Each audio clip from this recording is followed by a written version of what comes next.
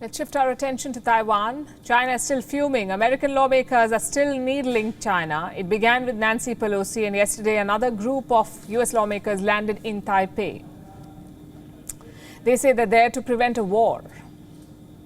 At this moment of uncertainty, we must do everything we can to maintain peace and stability for Taiwan. We have a moral obligation to do everything we can to prevent an unnecessary conflict. And Taiwan has demonstrated incredible restraint and discretion during challenging times. That was Senator Ed Markey. He represents Massachusetts in the U.S. Congress. He's leading the delegation to Taiwan this time. Was his delegation successful in its mission? Was it able to diffuse the tension? On the contrary, it only aggravated the situation. Last week, China had stopped the drills around Taiwan. Now they've resumed them. The Chinese military is making open threats again. How will the U.S. respond this time? That's what we'll discuss in the next few minutes. Let's start with details about this latest visit to Taiwan. The U.S. delegation landed in Taipei yesterday. And just like Pelosi's visit, this is an overnight stop. The lawmakers spent just a day in Taiwan, but this delegation was not as big as Pelosi's. Just 5 American lawmakers visited Taipei. What for?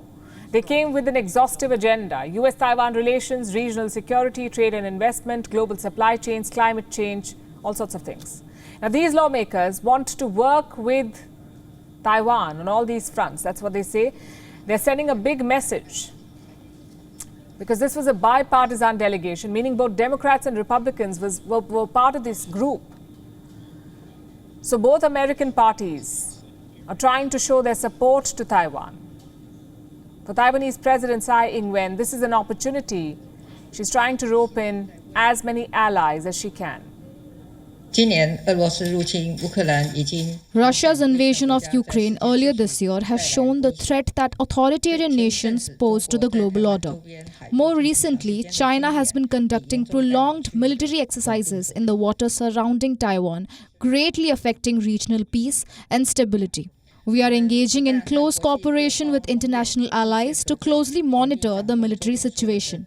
At the same time, we are doing everything we can to let the world know that Taiwan is determined to safeguard stability and status quo across the Taiwan Strait.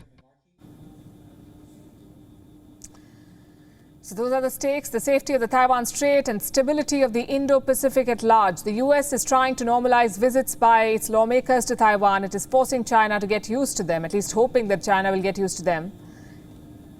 But experts say it's a bad strategy, because Beijing has decided it won't back down. Xi Jinping is once again flexing his military muscle. China sees Taiwan as a breakaway province. The Chinese military is rehearsing how it can take this province back by force. When Nancy Pelosi came, China surrounded Taiwan and dispatched warships and warplanes. It fired missiles over the islands. This time, they're doing the exact same thing.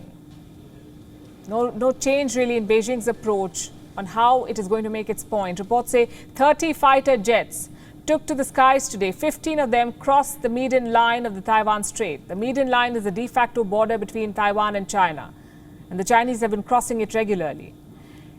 And Chinese planes crossed this border again today. Where were the rest of the jets? They were near the airspace of Taiwan. China sent naval vessels too. Taiwan's defense ministry spotted at least 5 of them. Beijing says the U.S. is now playing what it calls cheap political tricks. China will take resolute and effective measures to safeguard its national sovereignty and territorial integrity. A few U.S. politicians connive with the separatist forces of Taiwan independence and attempt to challenge the One China principle. This goes beyond their own abilities and is doomed to fail. That was the spokesperson of the Chinese Foreign Ministry. He said American lawmakers are not capable enough to dilute the One China policy. So the verbal attacks are now getting personal. And that wasn't even the worst statement. China's defense ministry was much more aggressive in its press release. I have it with me. This is what it says. This is from the Chinese Defense Ministry.